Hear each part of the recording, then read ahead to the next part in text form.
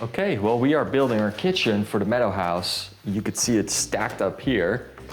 It's all ready for painting. I'm gonna put lacquer on the inside of the cabinets and then just solid paint on the outside.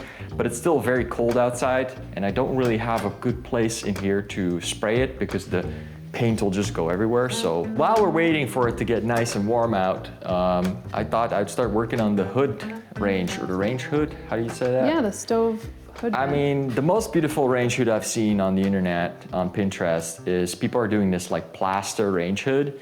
And we've worked a little bit with like some plaster-like materials in our Meadow House. We done like the clay and sand on the walls. We done Tadillac in the shower. We did microcement on the floor in the shower. We did colored concrete for the wood stove. So I was thinking, oh, might as well use some more of this microcement. So I actually went and did a workshop, a 2-day workshop at Paradise Concrete in Pennsylvania. And there they taught me, people from Surecrete, which is this brand that we're using, they came over and they showed us how to use this product properly.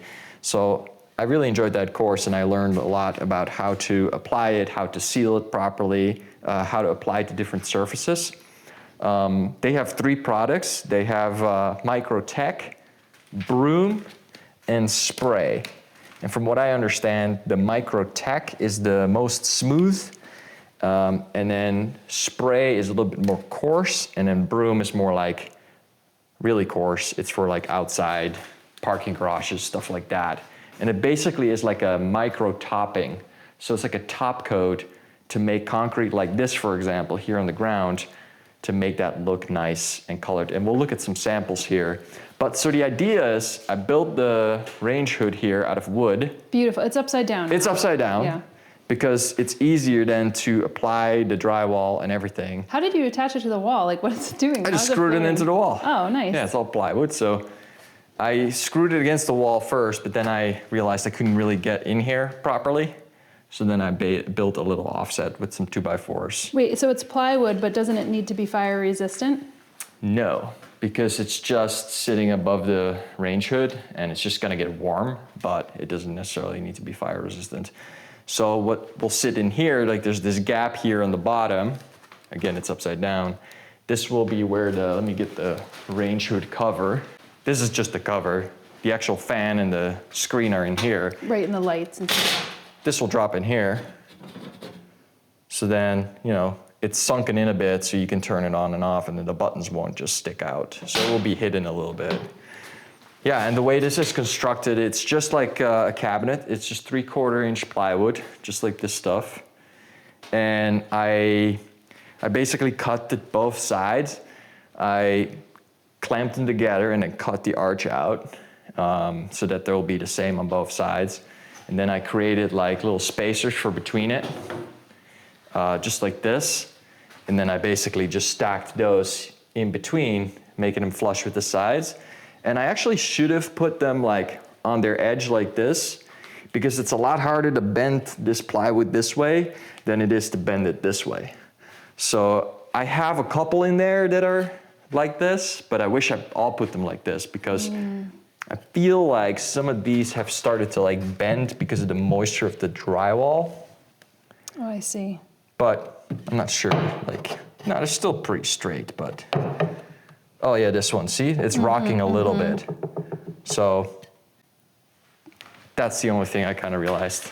And I cut all of these at the same time, so they're all the exact same length. So then when I sandwich these two together, and then I account for 1/2 inch of drywall, plus maybe an 1/8 or 1/16 of mud, just drywall mud.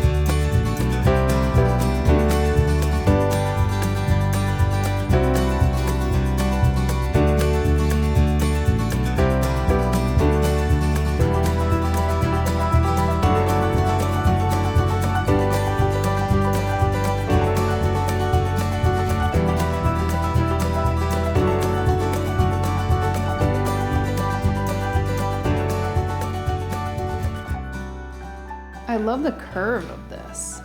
Yeah, it's got a really nice curve to it. And actually, like one of the mistakes I made with this is that there's a little bit of a curve here, like a little frown, which will be a smile when it's the other way around. But I'm not quite sure if it's really a mistake. Yeah, like it could be actually nice kinda that cool. it has a little curve. Yeah, little concavity. Yes, so this is exactly 24.5, which will fit in between our cabinets. So I made sure that it's like, has the extra space. So we'll get to the shotcrete in a second because we'll start building on the layers. The next thing I do is I get some scrap pieces of 1/2-inch plywood and I just start adding that to this and screwing it in. And for this concave part here, I had some drywall that is 1/4 inch. And when you get to 1/4 inch, whoa. Look how flexible that is. Well, it's flexible, but like if this curve were to be any sharper, it would break like this. Yeah. So this is like just flexible enough to make this curve and then really screw it down. Wow. So in order to get to 1/2 inch thickness, I just used 2 of these. I put 2 of these layers on, and that way it was the same as everywhere else. I'm not sure what you could do alternatively. I guess you can kind of make cuts in the back to like help it bend. Like I do a similar thing with wood, right? So look at this, how flexible this wood is. Oh yeah, that was the wood for the Lazy Susan. Yeah, it's gonna be for the Lazy Susan, right? but the way it's done is like you cut these little grooves in the back and that allows it to flex.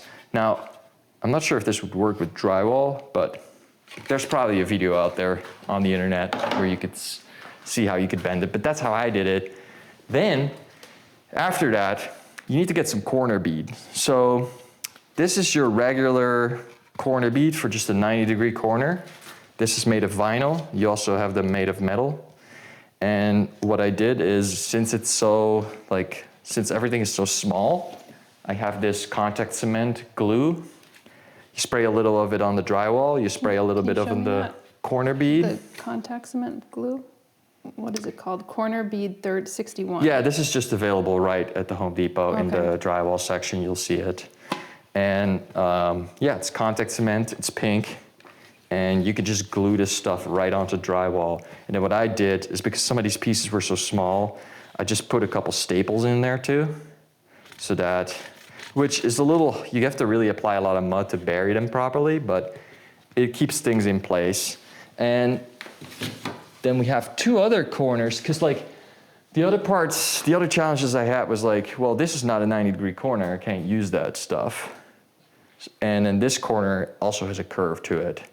So what I did for this corner is they make this other drywall material, this paper here, that you could kind of bend for any degree angle you want. And it's just like paper mud, but... I think we've used that in the corners around the house, didn't we, in the Meadow No, House? this is specifically for corners that are not 90 degrees. Oh, I Let me see. I think I have a piece of scrap in the trash still here. For some reason, I thought we used them around the windows. Yeah. No, I mean, all this stuff is similar. It's just paper. Yeah. But what this has is, it has this little like Oh, I see. it has this little weird, middle section here that Yeah. allows you to like make a 45-degree bend or something. Right. So it's nice. I use that for here. Now then for the arch here, they make this kind of corner bead where one of the sides is like cut up. So what it allows you to do is that one side could be bent now while the other side is like flexing to like form to the curve. It kind of uses the same philosophy as that wood that you just showed us, which is like serrated in just the make a back. bunch of cuts. Yeah. And even if you didn't have this, I guess you could just cut one of the sides of the 90 degrees and just Yeah. make this yourself. So I have that I used. And then I used this before. This is L bead. So what it is, it's one side is, this is metal. One side just goes on to drywall and the other side is kind of like a finish. So they have this in vinyl as well. You can, again, pick this all up at the hardware store. So what you can see here is that this is 1/2 inch. And then, so it overlaps your 1/2 inch drywall. This goes on the drywall, just like the other corner bead. And then this little piece here rips off once you're done with it. So there's this little edge here that you can use to get your trowel knife on it. Almost like double stick tape where you could like remove the back. Yeah, so once you're applying mud, you can rest your knife on this edge and pull it straight, and that way get a nice finish. So that's what you can see here in the edges. This has that corner bead on it, and it creates this nice, cover for the inside of the drywall. You don't see the inside.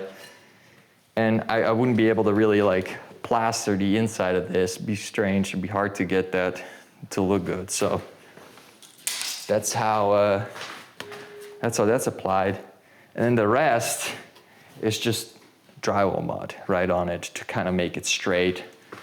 And I just keep going back after it's dry, kind of testing if things are straight with this like straight edge. Yeah, but we don't mind if it looks a little plastered because that's how the rest of the house so looks. this is actually super smooth. Yeah. And what's so nice about this is like it's the perfect DIY project because even if you don't really know how to plaster that well or apply drywall mud, it's fine because you want it to look a little bit more textured or plastered, like hand done. So there's some blemishes in here that I didn't even care to like really take out because I just thought it would add to the character of it all. So we're not leaving it white. Yeah, you could leave it as this, or you could just paint it. So that's the other thing that I did after this. Do you have to use a specific kind of paint again because it's above the stove, or no? Yes, no, not really. I don't think it matters because it's above the stove because it's so far above the stove. Right, it's about 36 inches or 30 inches. This is like 30 inches, and then it's like if you buy the stove, it has a description of what the minimum amount of height should be about a stove for it to be safe. Plus, we're gonna put cement on this that has a urethane sealer. So once this is all done, it's all sealed up. Like no moisture or condensation can really, get in this. And if this fan is on, it will be drawn out and sent out to the outside. So I'm not too worried about heat or moisture for this. And just in case, I did use drywall that is meant for bathrooms. It's like either purple or blue, and it's just a bit more mold resistant. So I just used that also because I was gonna apply, plaster to it. I wanted to make sure that could hold it. It's this stuff, this purple here. But again, it has plenty of opportunity to dry out. The humidity in here is like 35%, so it dries really quickly. So yeah, after that, you put on drywall primer, and this product, the Surecrete, recommends you to put primer on your drywall, and I think it will just help bond it a little better. It will also even out your surface as far as color, so you don't get color inconsistencies. If it doesn't cover like fully, you might get like color differences where it was plastered with mud and then not plastered. So, and when you apply the mud, the first coat, since this is such a small piece and this corner bead, it sticks out quite a bunch. Like there's like a 1/16 or an 1/8 of an inch of mud that you can fill this with. So you can apply it really heavy to first coats and just make sure that you're really just, covering it up. And then after that, you can like sand it smooth, and then you put like a finish piece or a finish pass on the whole thing. So that's how that works. And then the drywall primer is just regular drywall primer that I used. So then we get to the MICROCEMENT. So here, the fun part. Why don't you show us the stove first about what we can match? So the stove, you could see, is right here between all these boards. And this is the color that we were trying to match, because we were thinking it's gonna be this thing is gonna be a little lonely if it's just sitting in there between all these other, dark green cabinets, and it'd be nice to have something matching up above. The range hood was a perfect opportunity for that. So then we just got a bunch of colors. This is the color chart that they provide. And we just started to what I do is I cut these in strips so that one edge of the color is exposed. Yeah, and I was in Brooklyn and you sent this to me and I was like, oh, it's definitely gonna be like... Yeah, so here, since one edge is is cut off. You can easily match it. Yeah, I was like, oh, it's definitely going to be like sun buff or antique white. Yeah, so we On the were in paper. this. So I have a whole bunch of colors that I bought because I like to all try them and see what they turn out to be.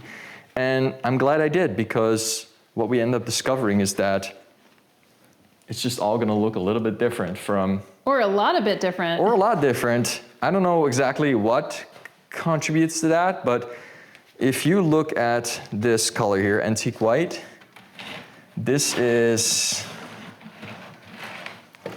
antique white right here.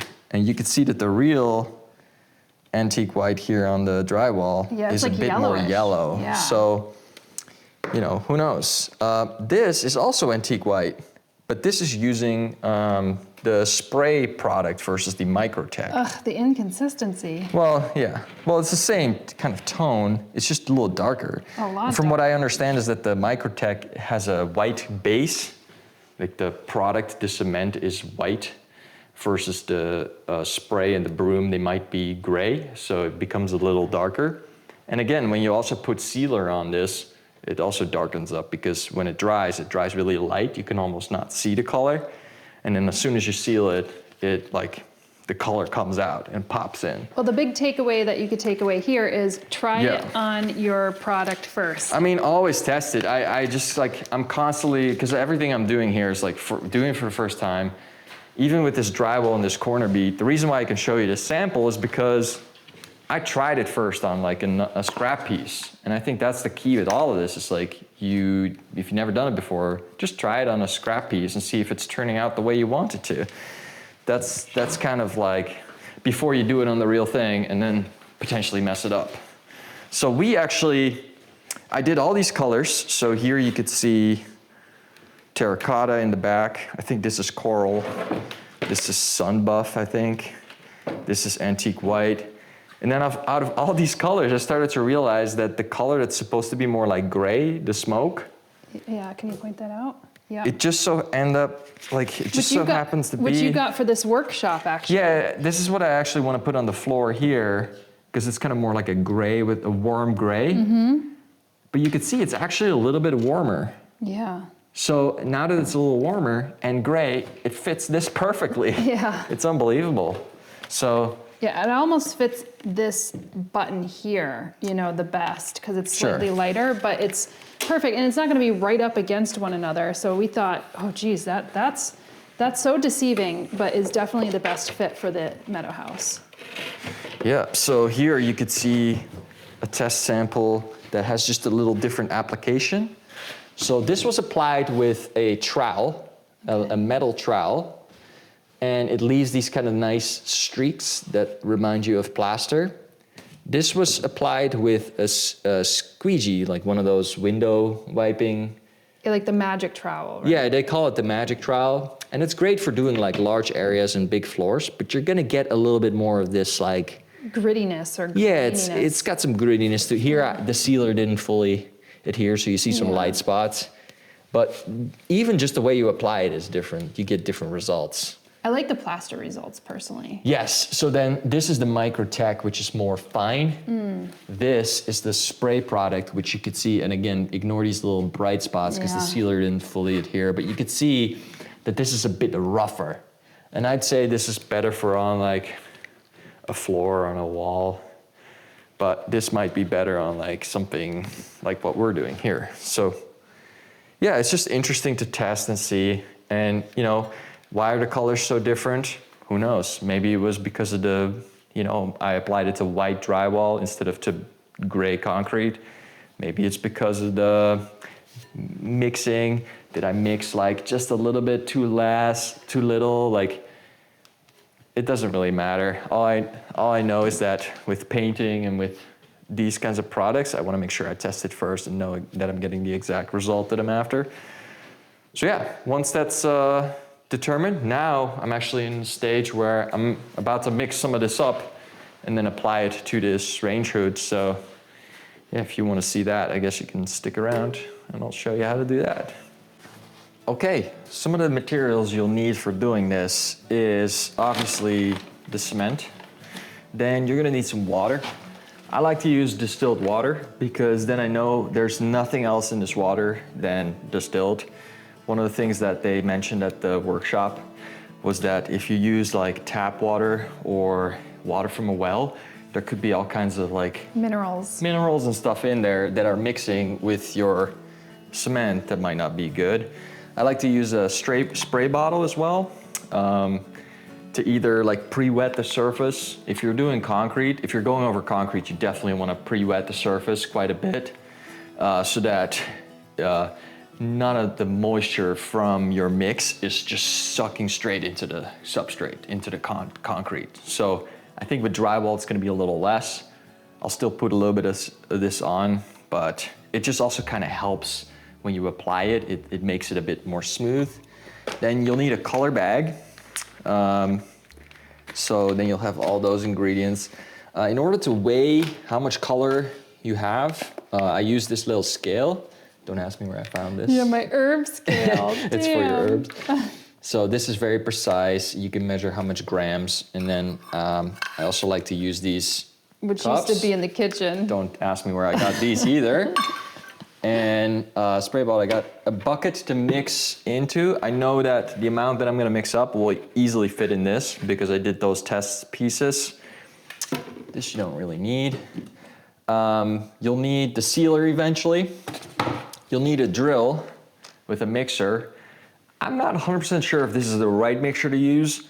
The one thing that I do know is that you don't wanna mix too violently, because if you create this huge vortex in your mix, you can introduce a lot of air and it might create bubbles and stuff like that. Just kind of like mix it at a, nice tempo like that versus like this crazy.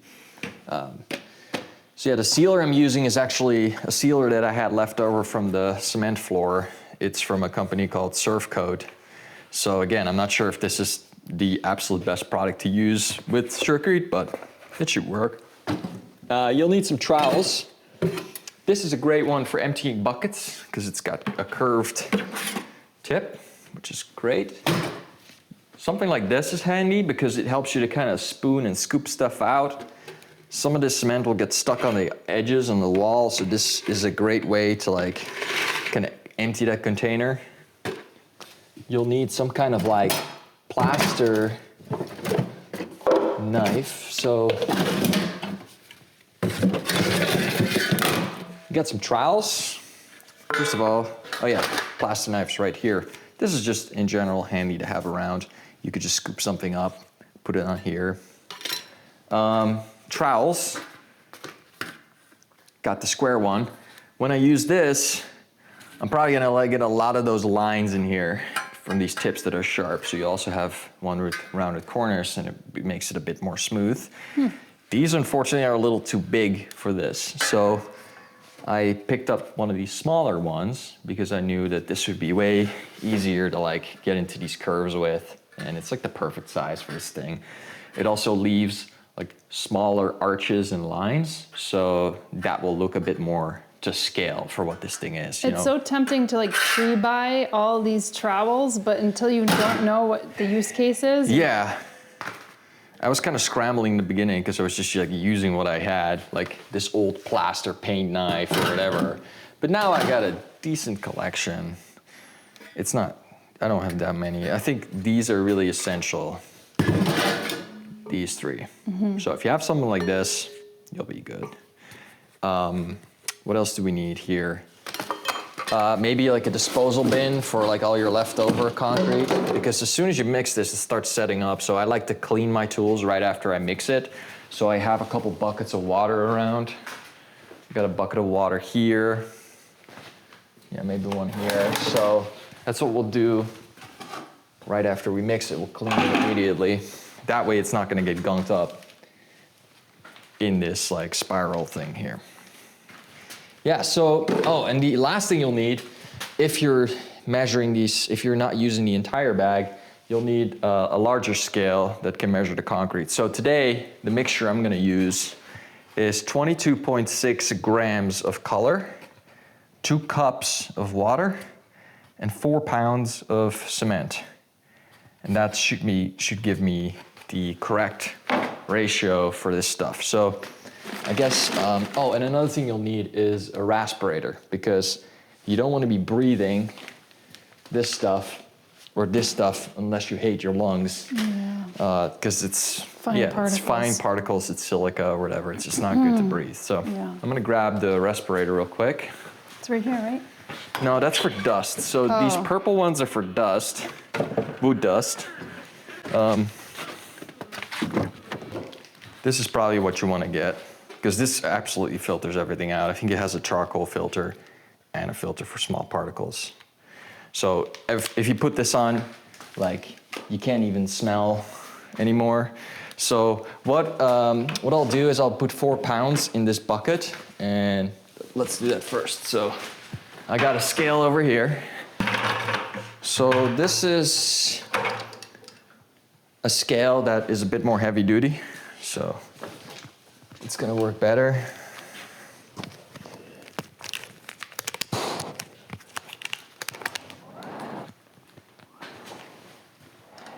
Turn it on.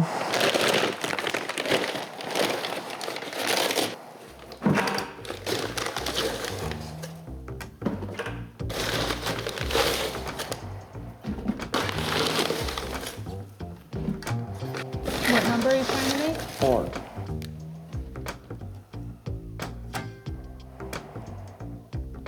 Perfect. Oh, almost perfect. So I got 4 in here.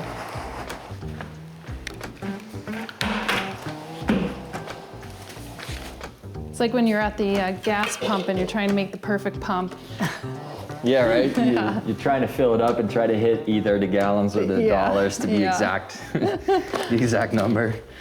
So this scale is so small, I'm using this contraption to raise it up, make sure I get accurate weight. So I turn it on and then it automatically tears it. So then this is considered 0. 0, yeah.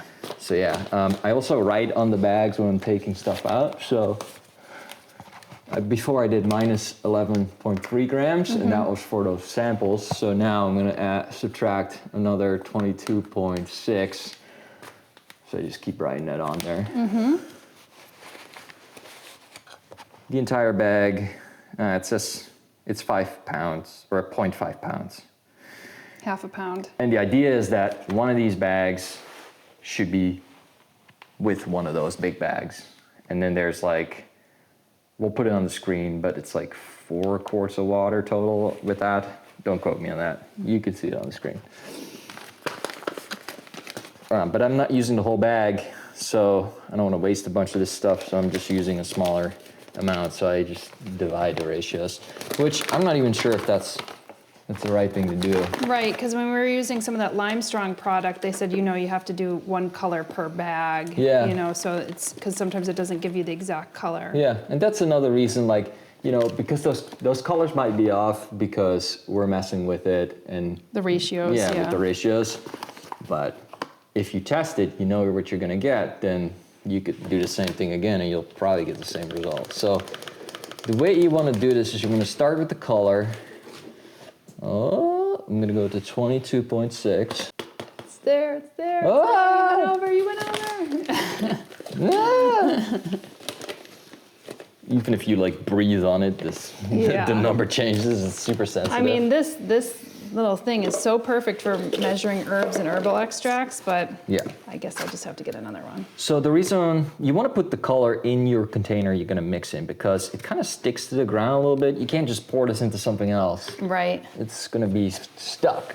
So add some water, 2 cups.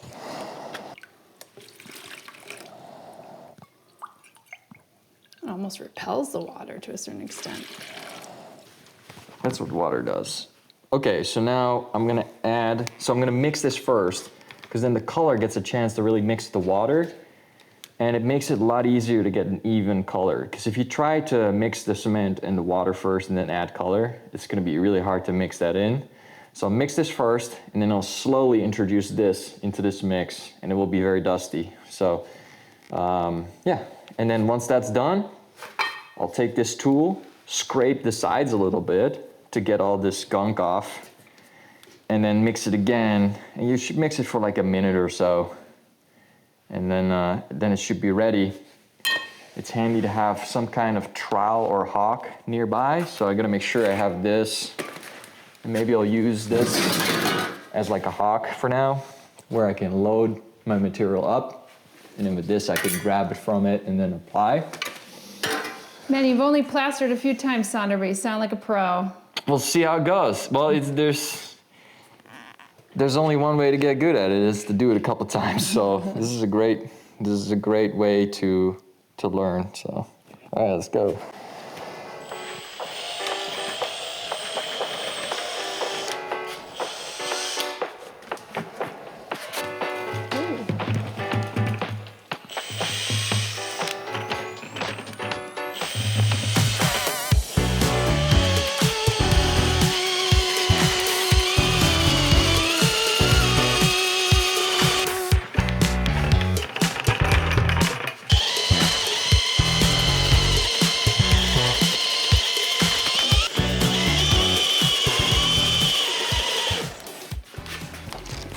So now I probably have all kinds of clumps in this mix, just from stuff just stuck to the mixer. You see here? I'm trying to get that out. You almost need a flexible one, like the same thing you need to get for your Vitamix. They do have one of those mixers that is more flexible. I think that would be the right one to use. I'm not sure if this is the right mixer to use for this process. I don't want to give you any more ideas, otherwise all the kitchen utensils are going to wind up in your workshop. What I could use you'll be making this concrete with the Vitamix. Yeah. Imagine that. You done with making your smoothie? Okay, I'll be right back. So I got that cleared out a bit. And then here I'm scraping the sides. You see how many particles clumps are still in there. You know, you don't want to mix this, because if one of those thicker things gets stuck in your mix, it could drag like one of those stones through your plaster, and then it's like kind of ruins it. So I want to make sure I get all this stuff.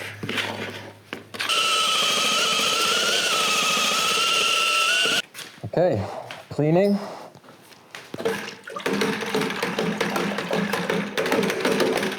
That gets most of it off. Yeah. This is what I like to do after you eat off of a plate in a kitchen, you know, the same type of technique. Really? Yeah. Use it for that too? Yeah, you know, just washing off your plate. Well, at least your food, well, unless you're eating eggs, your food doesn't becomes harder than the plate that you're serving it on. Yeah, so that gets most of it out. Oh. Let's take this thing off. These things are great. You can actually breathe a lot. It's a lot better than some of those N95 things. Usually I'll get a rag, something like this, and then clean this out a bit. Because there's just like stuff that gets stuck in these corners. But yeah, I don't want to waste too much time here, because this is drying up. And all right, yeah, how long does it take to dry up? I have no idea. You probably have like a good half an hour with the stuff. Let's get it on. So I'll just load this up. And I'm gonna start on a side that's least visible. Probably just like apply this right to it. Oh yeah. Ooh. Nice. Ooh, yeah, this is it's some nice, feels like it's peanut butter. I love the color. Okay, so here's like a little section, see this? That has the unmixed stuff. I just wanna make sure I get rid of that real quick. Because if that gets into your mix, then you're kind of screwed.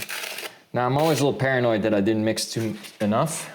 This goes on pretty thin, but if I don't mix enough, I'll just mix more and keep applying it as the other stuff dries. I mean, honestly, it looks like a Wendy's chocolate cake. That's the color it is. Nasty. Yeah. Well, this trowel actually goes. So I guess it's good to kind of spread it around evenly with the big one, and maybe it'll come in later with the small one. They make this magic trowel thing, this one, and this is also quite good for just getting it spread out evenly. Ooh. That was a good one. Yum.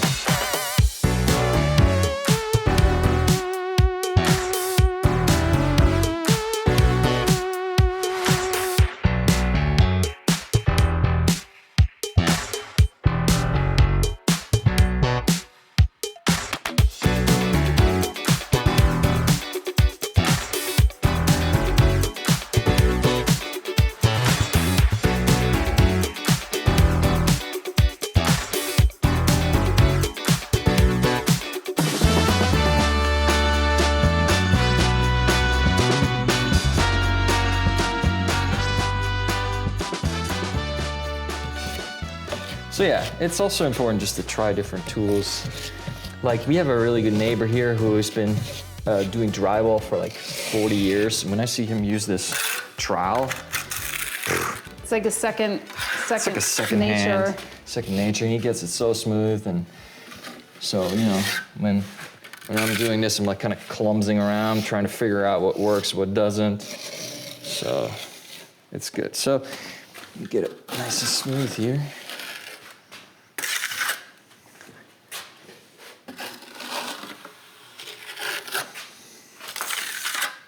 Yeah, you don't want it too thin. See there? It's a little too thin. A spot right there. That's a weird sprayer. And now when it's wet, it's a little bit easier to see. It makes it more smooth. That's what I've discovered. Again, this is a tutorial. I don't have years of experience, but it's kind of what I've discovered so far. Let's like spray it down a little bit. Well, I still think that we don't even know a lot of seasoned professionals who have used this type of product, this Surecrete. Well, this product is very hard to get. I have to go all the way to Pennsylvania. So now I'm getting a little bit of these rust marks in there. Little color splotches. Yeah, so I'm not sure what that is. But I think it's probably the color that just didn't mix properly. It's okay though, actually. I don't even mind that it has a little rusty splotches. Yeah, so at any point, I guess you could just go like this. Or you know what? It might also be the nail or the staple that's coming through, or who knows. It probably is the color bag, honestly. Kind of feel like I just did my manicure and I smooched my newly done manicure. Yeah. It's so funny because I typically get that color nail polish on my nails, and I didn't do it this time around. Oh shoot! Now I really messed it up. See. Okay, so I'm getting near the end of this. It's like drying up, and as it's drying, I'm able to like still shape it a little bit. It's very particular. Oh, it's very difficult. Especially on the edges. It's way more difficult than I thought it would be, actually. Because the shower that I did had rounded corners, and it was a lot easier to like get those done. These are more sharp corners. Hard to navigate. It's almost like your tool is too big. I mentioned like halfway through that I was like... No, the tool is perfect. The edge is the edge, you know? It doesn't matter. But it's almost like you want a little palette knife. It's worked out well though. I mean, it looks solid. I love the color. It's definitely at a stage where I know it will work out. You can also do multiple coats of this stuff, but I don't think I need that. And then this has to dry, and then you're going to do a urethane coating. Yeah, so this dries, and then I'll let it dry for like 24 hours, and then I'll put a sealer on it, because this stuff is porous. So if you do anything, you know, if you would splash a big olive oil stain on it from cooking, you'll definitely see that. Right. So you want to seal it up. It looks like you had just enough for the mixture. Oh, I mixed up just the right amount. It's unbelievable. I barely have anything left. I mean, some of it inevitably gets dropped on the floor. And... Yes, some of it will get wasted for sure. One thing that may have been better to do would be to use mesh on the corners. So it has a bit more of an arch. Instead of this like plastic on the corners, which creates this really sharp edge. It's great for drywall finishes, but for this stuff, it has a hard time kind of clinging to that edge. I'm able to kind of make it work. And if we still see some edge, what I'll do is I'll just pick up some paint that is the same color, and then I'll just give it like very light touch-ups with that. Yeah, that's not a bad idea. Actually, we found a color that... Yeah, we need to do that paint. We need to have that paint for the cabinet anyways. Yeah. I want it to have sharper edges though. I don't want it to be super round, the design of it. But yeah, it's tricky. I put the light on this side because this side and this side will be the most visible. Right. When you walk in the door. So make sure I nail that side. Well, it looks solid. We'll return when it's finished and the urethane is on. This is exactly what I wanted. and it was a lot harder than I thought it would be. But we have it done, and it's just got it looks smooth, but it has those like detailed trowel marks in it like this. Yeah, I really like how this turned out, but it took a little bit to get here because the first coat that was on here, it didn't look like this. It looked much more messy, kind of like the surface of the moon, where it's like a lot of contrast between the light and the darker parts. And I think the reason for that was because I think I did something wrong. As I was troweling, I was re-wetting the surface with a spray bottle, just to keep it kind of wet and smooth so I could trowel it easily. But I think what it does is it separates the materials and it brings some of the minerals up to the surface, and then it makes it look more white. So what I end up getting is kind of like these bleach marks on it that, you know, some of it was like, because this thing is upside down, and when it was wet, it had kind of like drip marks, some areas. So I wasn't happy with it, and I wanted to do a second coat. So I set out to do a second coat, and so I mix up my material, and then I put it on here, and as I put it on, it's like super hard to work with. I'm having a lot of trouble getting this thing to look right, and I'm feeling the pressure because I'm like, well, if this dries, it's gonna be like hard as concrete, and if it doesn't look good, am I gonna do a third coat? By that time, this thing is gonna be like 3 times the size it needs to be. And I ended up just scraping it all off. I got scared, and I'm like, no, this doesn't look good. Something's going wrong, I don't know what it is. I'm scraping it all off. Basically, I got it back to the first coat. I used some sanding grit. It's basically like sandpaper, but for plaster. I think what went wrong is that it was just really dry in here. There's like 30% humidity when I was doing this. And I noticed that when I did some other test pieces, I started to notice that same effect, like it was way too dry. And what ended up happening is that here I didn't scrape it off because this was just a test, but this is what I was getting on this piece. Like you see all these marks here where it's like kind of like ruptured skin almost, like this. And see, I left this harden up, so it's like super hard. This would have been, you have to do a third coat or something. So it looked like this first, and then you're like, okay, I have to increase the humidity. Well, so what I started to realize is that it might just be too dry in this space, because every time I apply this, it dries up on me. So I looked at the humidity, it was 30%, and I decided, let's just run a bunch of humidifiers, and I got one going right now. And that actually brought the humidity up to 50%. Then another thing I did was I used a towel that was wet, and I really rubbed water into the surface first. And then I also mixed up the concrete a little bit more wet than what I was doing before. So I really love how smooth this turned out. And yeah, I think that was the problem. It was just too dry in here. And then when I apply it, it immediately dries on you, and you have no time to work with it or spread it out. And then it just turns into a disaster like this. So yeah, lesson learned. So now that this is all done, we need to seal it, because you can't just leave this like this, because if I'm cooking in the kitchen or something and I splash some olive oil and it falls on here, it will leave a huge stain. So we need to seal it up so that you can easily clean it as well. And what the company makes for that, Surecrete, is they have this sealer here, the 400 WB. So it's part A and part B. I think it's 2 parts of this, 1 part of this. They make it so that you could just pour this into this container, you'll get a full gallon of it. This is like 1/3 empty. But I might end up using this product because I have a little bit left of it. It doesn't have much of a shelf life, so I want to get through it. This is essentially the same thing, but then from a different company, Surf Coat. And I've tried this on other pieces. This went onto the shower floor, and that worked out well. So this is the sample that I made for the shower floor. And this is kind of the stage where we're at with this thing right now. This is after the first seal coat, and this is after the second. So it kind of darkens up, and yeah, it will become a little darker than this. Yeah, so once I apply the sealer, another thing you'll need for that is a roller. And then the first thing that I did when I sealed the coat in the shower, I used a black foam roller.